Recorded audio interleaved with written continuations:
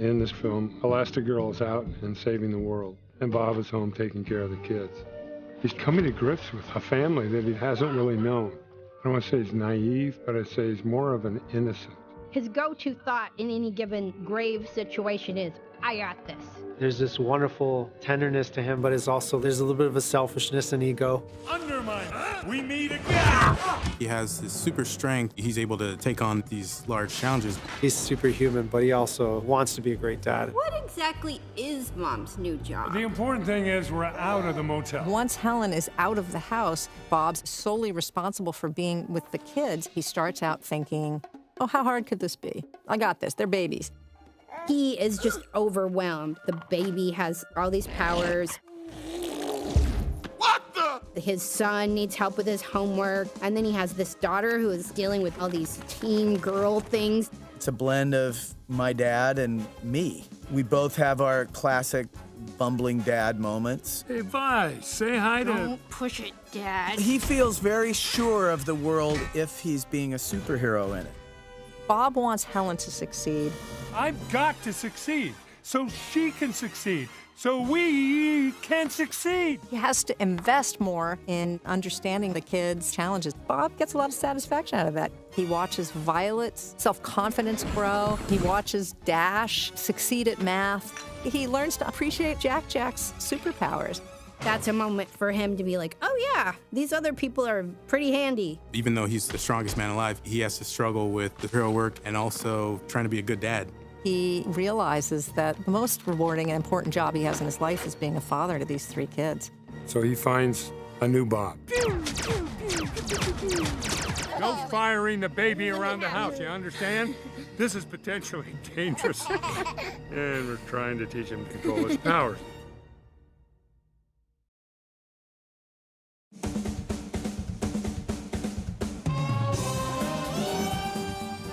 In this film, Helen is chasing criminals, rescuing people. She wants to be there for everybody. It's amazing to see Helen, doing what she does. Her moniker is Elastigirl. Elasticism allows her to do many more feats than we saw in Incredibles.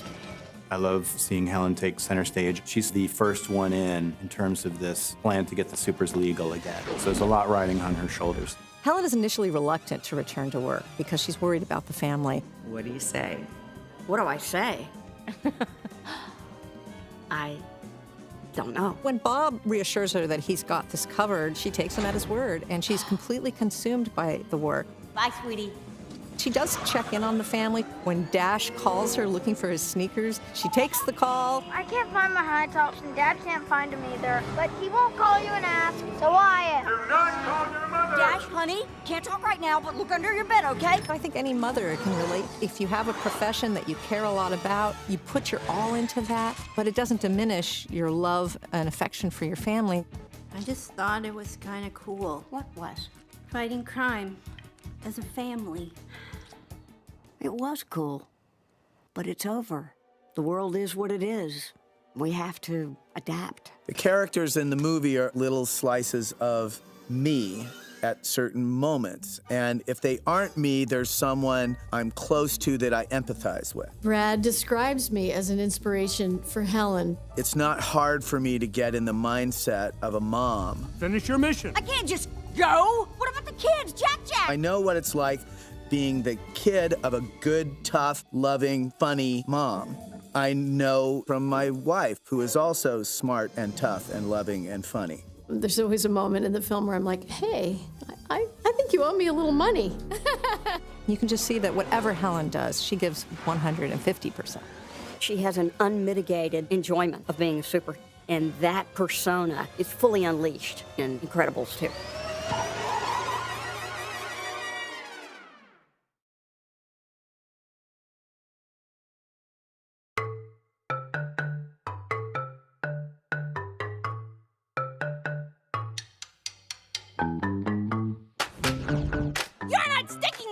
Babysitting. Her powers are force fields, and she can also become invisible.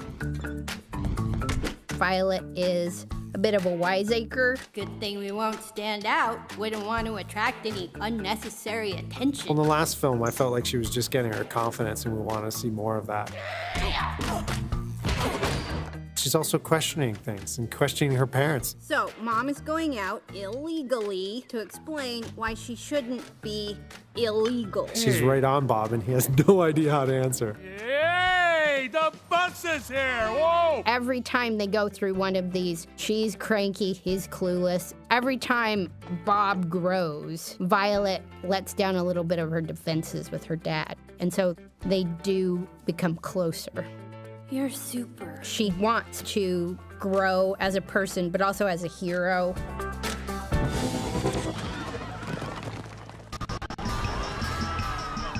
Yeah, baby! Everybody stay back, okay? Stay back! Of course, his power, he's super fast. May I be excused? I like Mom's new job! He's really fast, so he can talk really fast, and he can do everything really fast. That's right. Really fast.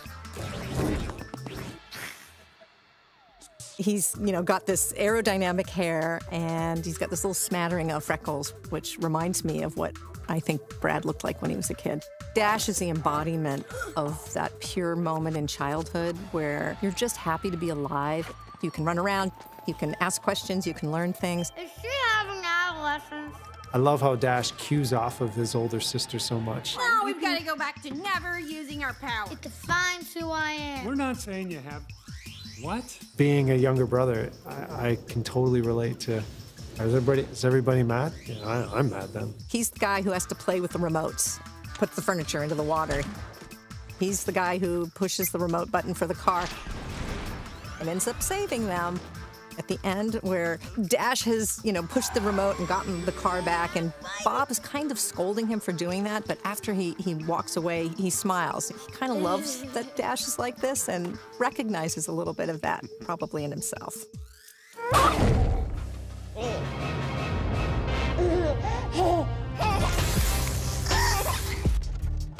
I know he gets big, fire, multiplies, shoots lasers, demon. The goo, go through the fourth dimension, and he can float. There's so many. Oh no, my baby can set himself on fire. What are the consequences of that? Any normal parent would be alarmed. Not Bob. You have powers! There's something about the way that baby sounds that is just so crucial to the film because he's still like this cute little baby who can turn into the apocalypse. Where are your parents? But he's always making that reassuring cuckoo baby cute sound. Jack has the perfect little head that you can, hug and read a story to, and then he's got that funny hair, and so it just adds to his cuteness. He's just a super appealing baby that everybody loves. Basically, every scene that darn baby is in, the baby just steals the movie.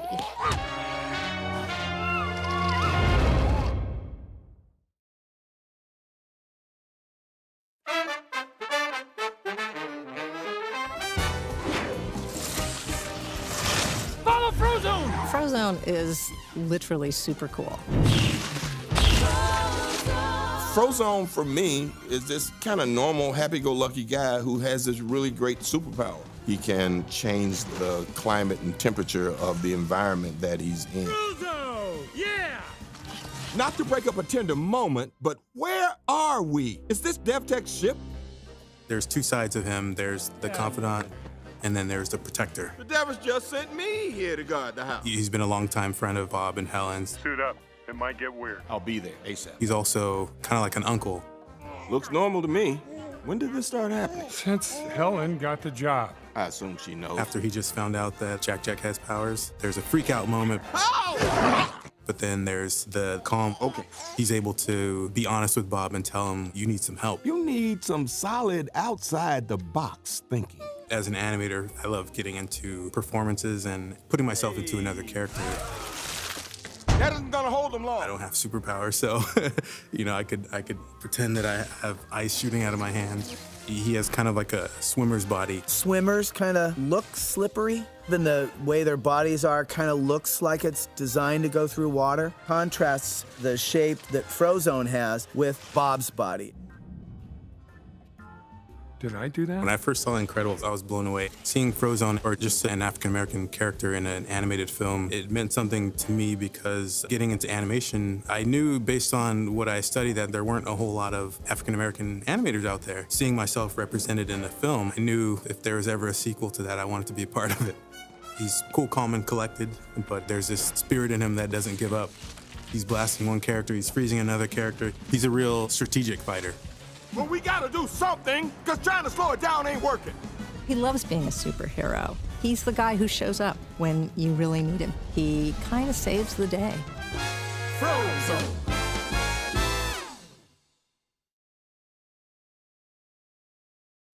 Edna is a fabulous fashion designer. She's a stylish person. Explain yourself. Edna just is, right? She's, everybody arcs around Edna. I gotta get cookies. You do not need cookies, as I learned quite painfully last night. All of her surroundings reflect her aesthetic. I design hero wear, and Elastigirl must have a new suit. Actually, it's Jack.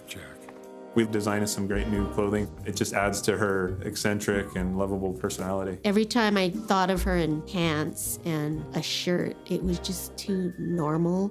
She has that big head and then triangular body. That shape is really iconic. So I kept that silhouette, but I wanted her costume to feel sculptural. So I just started making things. She would probably think of clothing as a sculptural element. I would hardly classify this as an emergency. She's kind of funny and rude to Bob. You look ghastly, Robert. I'm kind of like E. I don't have kids. I am not a baby person, Robert. I love kids, but there's a part of it where it's like, ugh, I did identify with E in that way. You don't think that she would have much maternal instincts, but she really takes to Jack. Oh my God. Yes.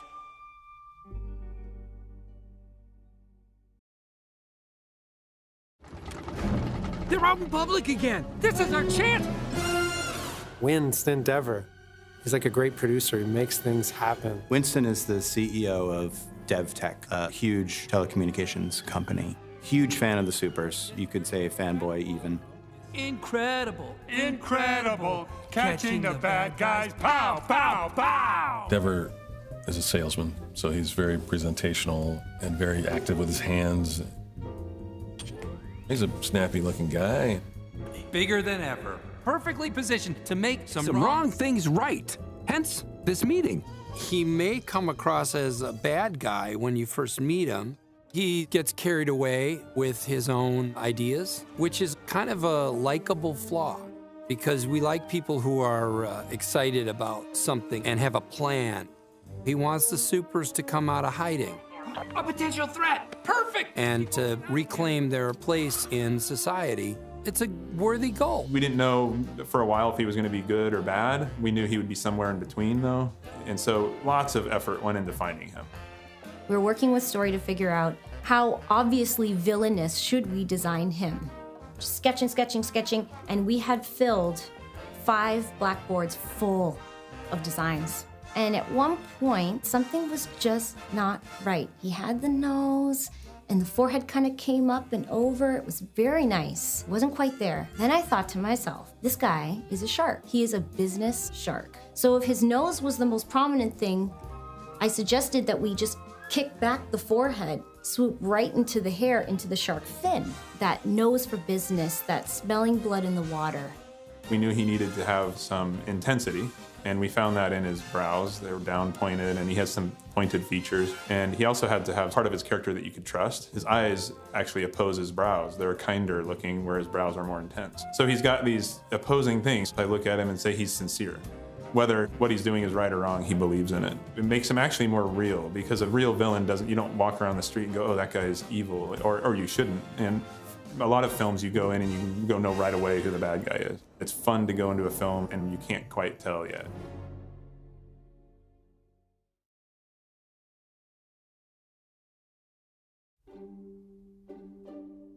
One of the hardest things about these movies are the villains, right? What do you do with the villains? Hello there, superheroes. I'm so sorry. My character, Evelyn, on the surface, she's maybe a little bit frazzled. She's clearly sharp, sort of cool in a nerdy way. She's complicated. We don't want to give away that she's the bad guy in the beginning. She's got to have a good intro.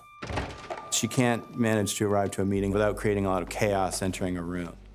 But look how well orchestrated and carefully put together her plan is. Evelyn Dever is Winston Dever's sister. She is the designer and inventor behind DevTech. We embed tiny cameras like those into your super suits. Wow, so small. And the picture is outstanding. Thanks. Designed them myself. To be able to keep her composure in front of Helen, that's good villain stuff.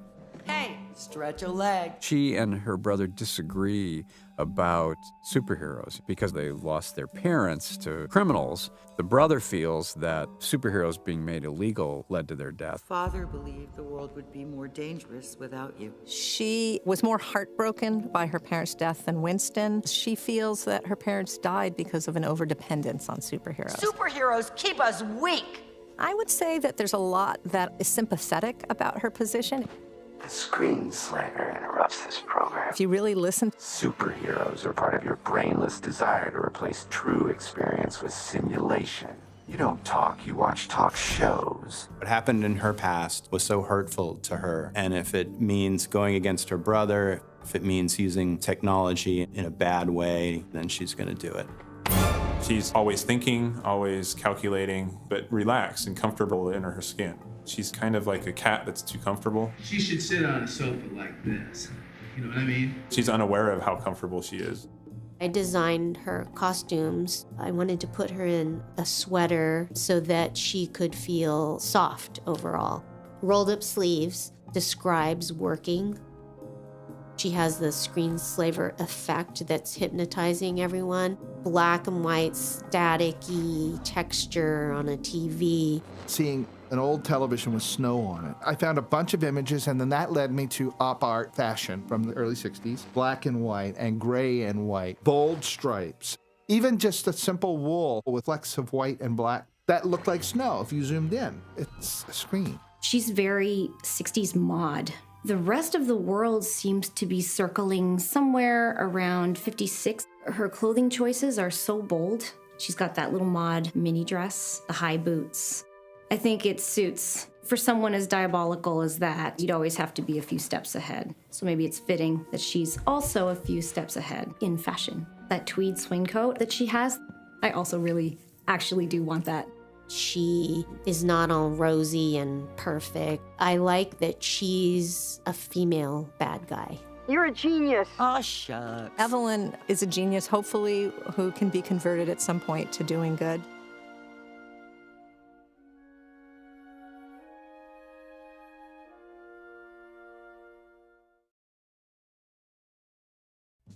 The Wannabes were a pack of up-and-coming supers. We were given a list of cool names accompanied by powers. There was no indication of gender or size. It was just, this is their power, so design. They share the fact that they have sort of been on their own. They felt like outcasts. You just relate to them because to be in the room, you're boiling over. Wow! I think it's all those nerdy moments that we've all had in life. Elastigirl. You're aspiring to be something, you don't quite know how to do it, and when you look back, you're like, might not have been the coolest outfit, or maybe I came out a little strong there. There you are. Hello. I didn't... Wow. Come on, get yourself together, Karen. Void is one of the young supers who's been hidden. Who she is against the law. The group of supers that Void is a part of, they're all this little ragtag bunch who's trying to figure out where they belong. I felt like an outcast before, but she gets brought into the fold with other people like her. She fangirls, and Elastigirl is her hero. We're too late! Get me up to the jet! She has a really powerful power, and to see her get the chance to use that power in service of Elastigirl is really exciting. We did thousands of drawings. This board is just faces that have worked in the past and that they're not cast. Show them an art review, and one would get picked out of the hundreds of drawings we did. So when we needed Void, I was going through all those characters we'd already drawn that had strong shapes. She's athletic and angular, because she's doing this thing where she has to think fast and be active. She is actually able to open voids in space. Let's say you were holding a coffee cup. I would be able to create a little series of voids that the coffee cup can fit through, and it would come through space and land in my hand. I mean, it's kind of amazing. What? What's going on? Thinking about how that would actually work was a bit of a mind bender. Fortunately, we have lots of genius math and technical people who can understand, but it might as well be magic. Make a shoot! Make a shoot! Make a shoot! She's a real big fan of Elastigirl, so she had to seem young and kind of impressionable. Hey, hi, it's me again. I get so geeked out about playing her because I'm a bit of a science and space nerd as it is. There's something I've always wanted to ask you. Yeah. How do you balance the superhero stuff with the life stuff? To play this young super whose power kind of revolves around her being a woman in STEM. I'm like, yeah, we're perfect for each other. I am called Brick. Brick was just this big, giant, strong super. My first drawing tossed off was just a male version of Brick in this brick red leotard. But then I thought, well, I have brick red hair and I get angry a lot. The initial sketch was a little tiny thumbnail of myself, just kind of mild-mannered. And then Brick as I feel when I'm walking around the studio after like a review or like if I get interrupted in a meeting. This woman who's massive with my like red hair kind of 50s swoop and my like nose. I didn't pitch it as myself. I just pitched it as a giant red-headed woman. Brick is actually sweet. Nice to meet you, Brick. Where are you from? Wisconsin. Sweet until you make her angry, and then you will regret. You will regret. I'm Screech. It's a pleasure. I've always considered you the gold standard for superheroes. Well, thanks. Screech, he's got big leather wings, kind of owl-like, and then he's made costumes and contraptions to help. I've never quite figured out what his deal is. Create a little more of a break that tells you where his feet are. A huge part of our job is to incorporate a lot of storytelling and symbolism into our designs. What am I finding in my reference that says something deep about this character? But every once in a while, the director says, can we have a giant flying owl man? And you're like, yeah. Screech's superpower is he flies around and he goes,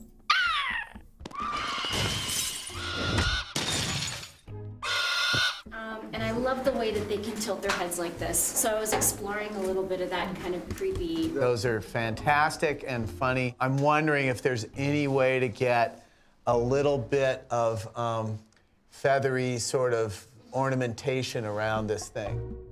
Every single character Brad writes has Brad in them. Even Screech, when I pitched, I was like, oh yeah, I was looking at owls. Gave him these really manic eyes, but the truth is, I just kind of put Brad in there. I was like, what if I just make him look really nuts? And that got an approval. I'm just like, it's because you're looking at yourself again. I just wanted him to feel creepy. That was the secret sauce. Because if you're out in the forest at night, and you hear an owl, and then they do that weird 360-degree head turn thing, that's enough. But I love that his head rotates like that. The animators are going to go insane for that. His name's Reflux. Reflux is,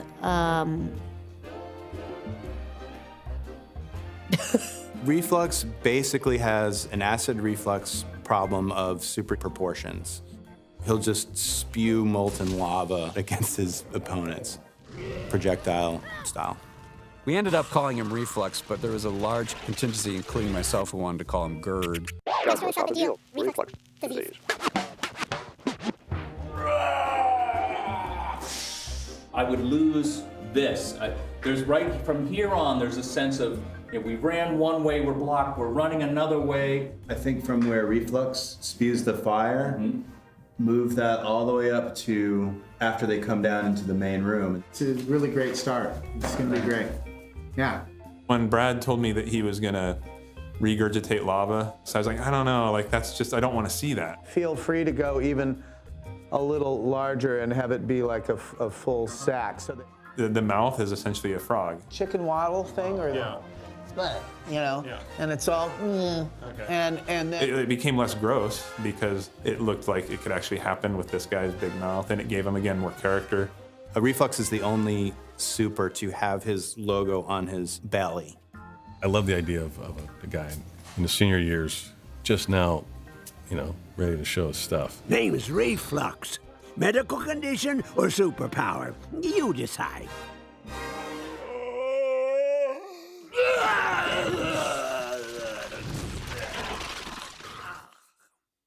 Yeah, that's good.